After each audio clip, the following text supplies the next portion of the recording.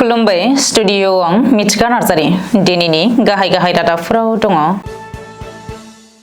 धर्मेन्द्र नाथखौ बुथारग्रा 4 दायनिगिरिखौ हमबाय। 2025 मायथाइनि 1 जानुवारिनिफ्राय हादराव मोन 25 गोदान खान्थिया गोहोम गोग्लैगोन। मन्त्रि जगेन महना जौ लोंनानै गारि सालायनायनि हेंथायै अपारेशन खालामदों। मणिपुराव गोबांथार बिबांनि आयेन बेरेखा हाथियार बोखांदों। पुलिस थानानि साखाथियावनो सासे आइजोखौ खास्रि बिस्रियै बुथारनो नाजानायनि दायाव सासे सुबुङा हमजादों। थामथि बर' गोजोन गोरोबथानि MOSआव थानाय 3.1 दफा बायदियै बडलेण्ड हालामखौ लखिमपुर जिल्लानि सेसा दैमासिम फेहेरथारनांगौनि थाखाय एबसुआ रावजोंबो कमप्रमाइज खालामनायनि बाथ्रा गैया, बुंदों खोरोमदाव वारि।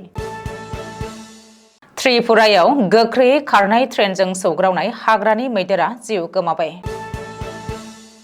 तिनसुकियायाव भारतारि रौनिया हानजाया सिबिथाय गैयै गामिफोराव मेडिकेल केम्प खुंदों।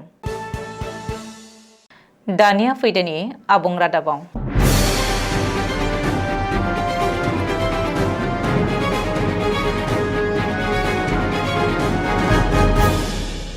रङियायाव धर्मेन्द्र नाथ मुंनि लाइमोनखौ बुथारनाय जाथायखौ लोब्बा लानानै पुलिसआ 4 दायनिगिरिखौ हमबाय। कामरुप जिल्लानि ASP कल्याण कुमार पाठकनि नायबिजिरनाय आरो संदाननायाव नसुं रायजो सोनाब बेंगलनिफ्राय हमनो हादों धर्मेन्द्र नाथखौ बुथारग्रा 4 दायनिगिरिखौ। हमजानाय 4 बुथारग्राफोरखौ फारियै मणि काकति, अनसुमै कलिता, बेबी लोहाकर आरो नीतू कलिता होननानै सिनायथिदों। मख'नो गोनांदि धर्मेन्द्र नाथआ थांनाय 25 डिसेम्बर बर'दिननि सानखालिनिफ्रायनो गोमानानै दङमोन। बे जाथायखौ लानानै रङियानि रायजोफोरा पुलिस थानाखौबो घेराव खालामदोंमोन।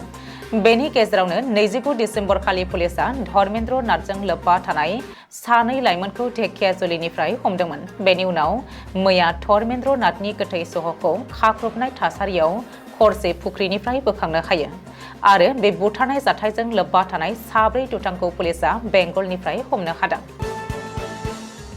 दिनै 2024 मायथाइनि जोबथा सान। गाबोननिफ्राय गोदान बोसोर 2025 मायथाइया हाबगोन। मिथिनो हानाय बायदिब्ला 2025 मायथाइनि 1 जानुवारिनिफ्राय हादराव मोन 25 गोदान खान्थिया बाहायजागोन, जाय खान्थिफोरा नोंथांनि सानफ्रोमबोनि जिउआवबो गोहोम गोग्लैगोन। बै गोदान खान्थिफोरानो जादों आबादारिनि ऋणनि सिमाखौ 1.60 लाखनिफ्राय 2 लाखसिम बारायनाय। फिसा आबादारिया बे खाबुखौ मोनगोन।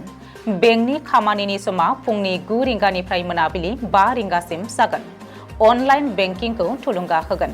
जानुवारिनिफ्राय रेशन कार्ड हल्डारफोरनि थाखाय EKYCआ कम्पालसारि जागोन।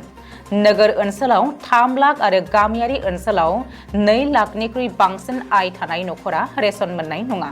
क्रेडिट कार्डनि खाबु लागिरिफोरा सम बायदियै बिल होआब्ला सुदनि हारा बांगोन। 30% 50% बांनो हागौ। वे बिलनि थाखाय गोदान खान्थि थिसनगोन आरो फानग्राया बेखौ मानिनांगोन, नङाब्ला खैफोदाव गोग्लैनो हागौ। गोजाम गारि फाननायाव 18% GST सरजाबगोन। रान्दि आरो नोरजिया पेन्सननि सानथांखियाव गेदेर सोलायनाय लाबोगोन। मुलाम्फागिरिफोरखौ सम सम नायबिजिरनाय जागोन। एमेजन प्राइमनि रेजिस्ट्रेशननि मासुलआ बारायनो हागौ। गोदान रेजिस्टार खालामाब्ला सरजाबफानाय खाबु मोनगोन। मल आरो सिनेमा हलनि पपकर्नआव GST फोनांगोन। बेनि हारा 5%, 12% आरो 18%सिम जानो हागौ। आधार आरो पान कार्ड लिंक खालामनाया कम्पालसारि जागोन। माखासे मुवा बेसाद आरो सिबिथायनि GST स्लेबआव सोलायनाय जागोन।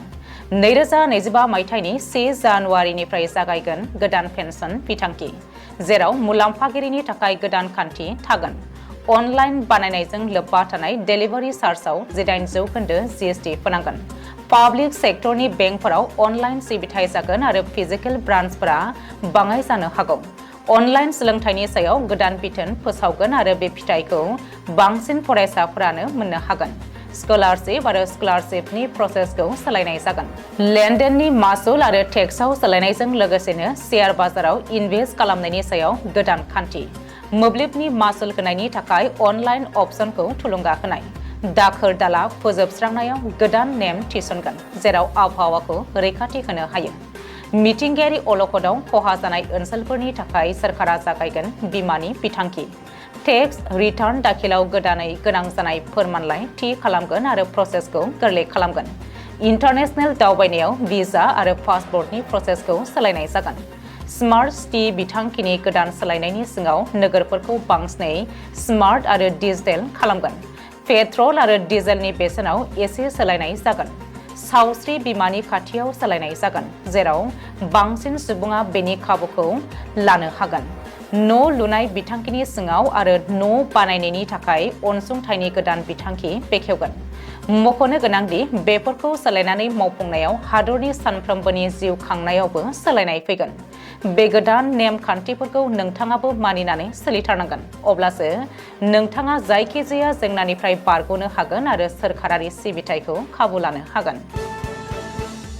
इंराजि गोदान बोसोरनि सिगां जौ लोंनानै गारि सालायनायनि हेंथायै अपारेशनाव ओंखारदों मन्त्रि जगेन महना। मन्त्रि जगेन महना 30 डिसेम्बर खालि हर गेजेराव कामरुप नोगोरमानि DTO हिमांशु दास, ADC अजित शर्मा आरो हान्थामेला बिफाननि गोजौ थाखोनि मावख'गिरिफोरखौ लानानै गुवाहाटी नोगोरमानि GS र'डआव ओंखारदों आरो जौ लोंनानै गारि सालायनायनि हेंथायै अपारेशन खालामदों। मिथिनो हानाय बायदिब्ला मन्त्रि जगेन महना साफ्रोमबो गारि ड्राइभारफोरखौ ब्रेथ एनालाइजारनि जोहै जौ लोंनाय लोङिखौ आनजाद खालामदों। मख'नो गोनांदि सिगां बोसोरफोरनि बायदिनो देग्लायबो लामा जाब्रबथायखौ होबथानो थाखाय रायजो सोरखारा राहा लादों।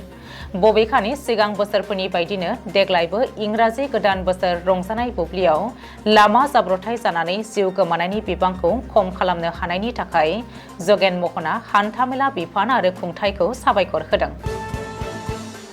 नसुं रायजो मणिपुराव दासिमबो हारियारि दाङाबाजिनि अरा दोमो जोंदों। बेनि गेजेरावनो रैखाथि बिफाना गोबांथार बिबांनि हाथियार आरो बेफ्रुग्रा मुवाफोरखौ बोखांदों। सुलुङाव फोरमायथिनाय बायदिब्ला मणिपुरनि सानजा इम्फल, टेंनौपाल, यांकिपक्टि आरो चुराचान्दपुराव मणिपुर पुलिस आरो भारतारि आर्मिया जथाय अपारेशन खालामनानै आयेन बेरेखा हाथियारफोरखौ बोखांनो हादों।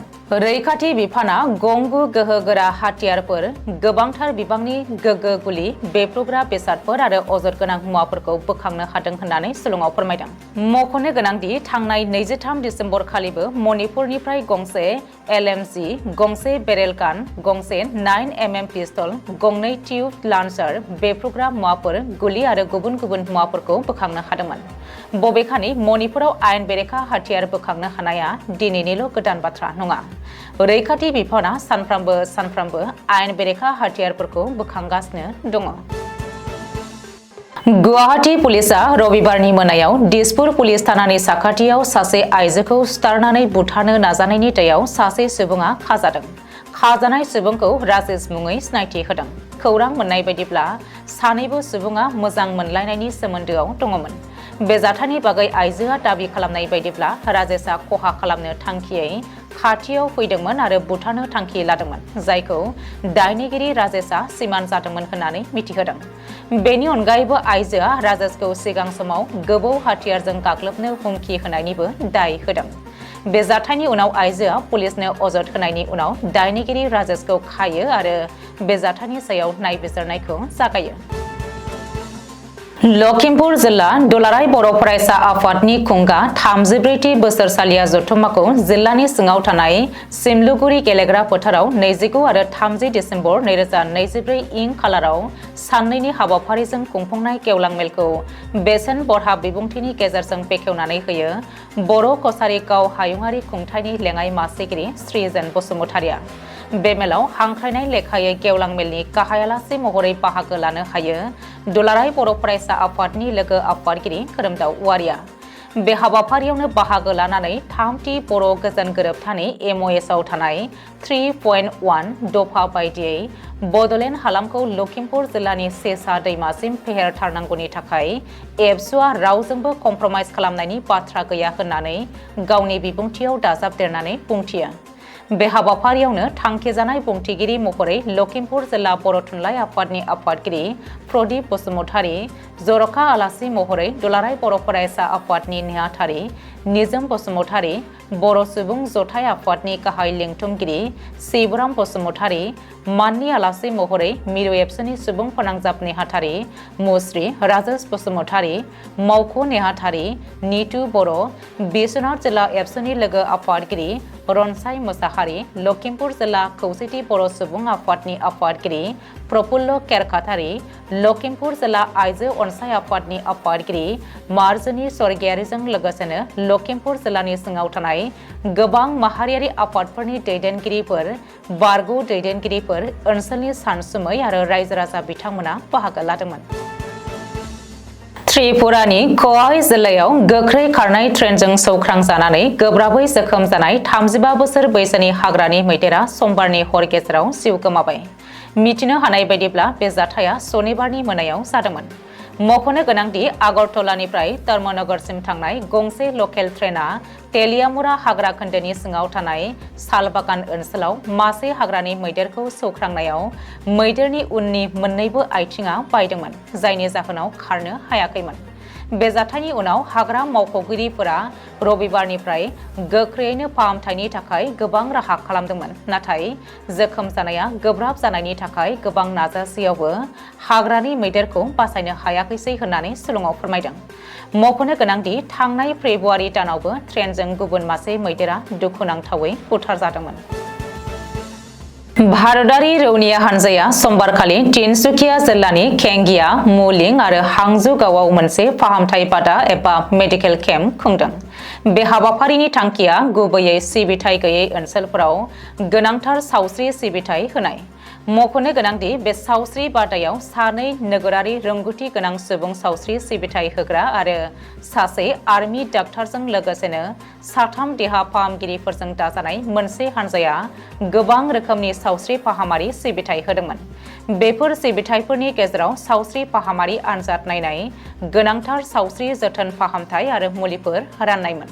मख'नो गोनांदि बे सावस्रि बादानिफ्राय गुबुन गुबुन बैसोनि सा 860 थागिरि सुबुंफ्रा गोबां मुलाम्फा जादों होननानै मिथिनो हादों। दिनैनि रादाबा एसेनोसै, गोजोन्थों।